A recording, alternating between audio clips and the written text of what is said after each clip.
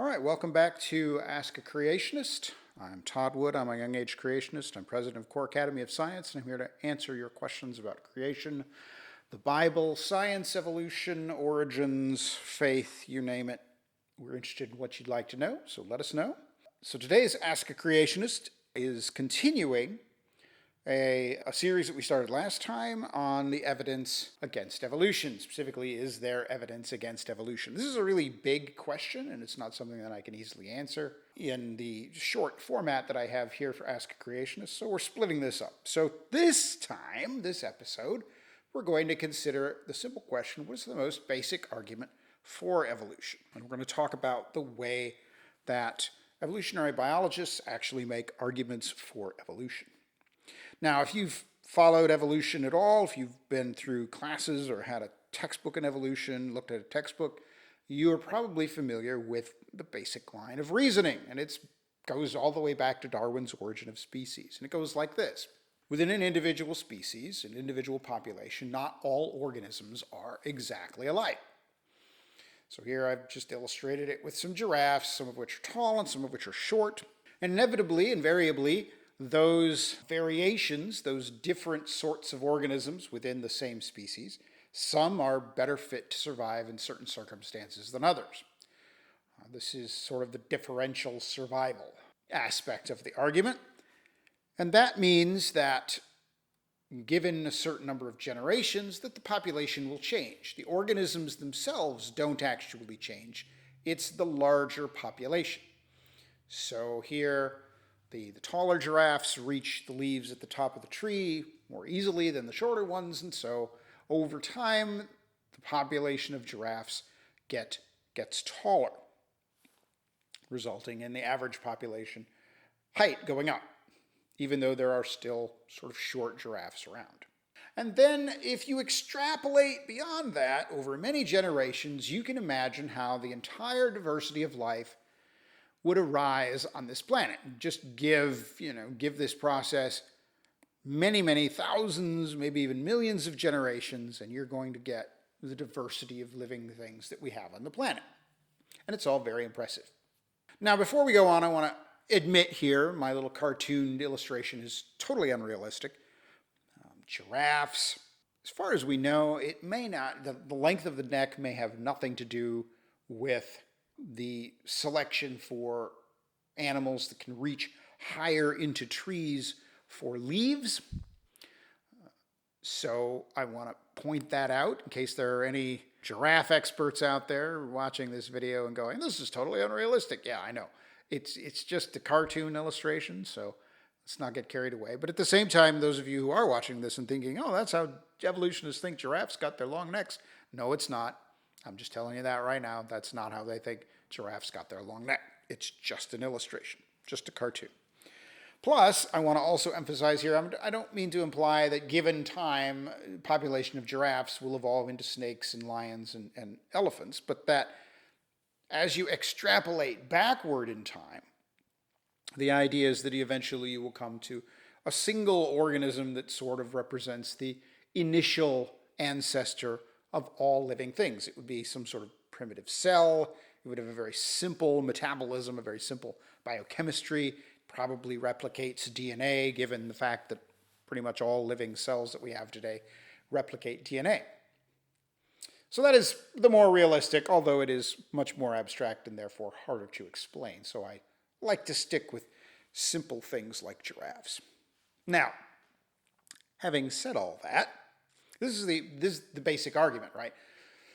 We have the idea that not all organisms are alike. There's variability within populations, and some of that variability is related to survival and the leaving of offspring. And as a result of that, those creatures with more useful traits that lead to their enhanced survivability will leave more offspring, meaning that over generations, the population is going to change and become more like those better adapted creatures.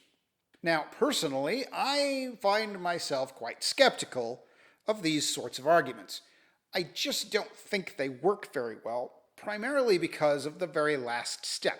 The idea that, hey, we can just extrapolate this over billions of years, and you can just imagine how people and oak trees and fungus and bacteria all share a common ancestor.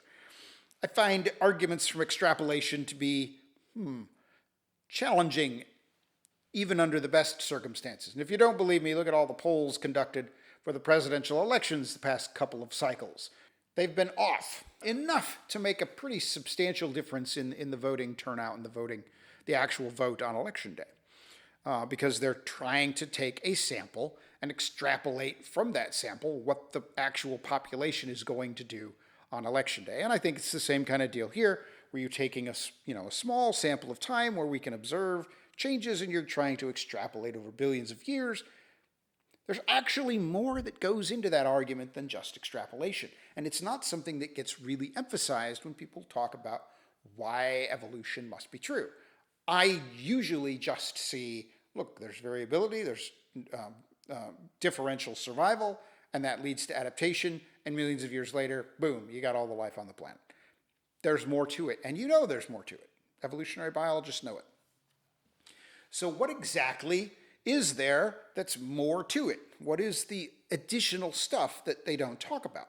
Or at least, that's not true. They do talk about it, they just don't emphasize it when it comes down to making an argument about evolution.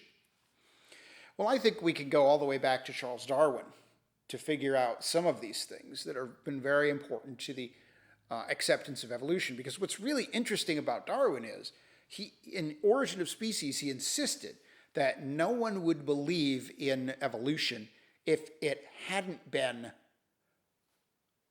argued with a mechanism.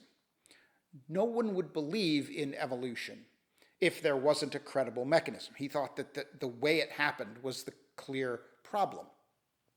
And I don't think that's true, because that's not how Darwin came up with it, right? So Darwin visited the Galapagos Islands on his trip around the world aboard the HMS Beagle, and there he made observations of creatures like these, the frigate bird and the giant tortoise and the land iguana here.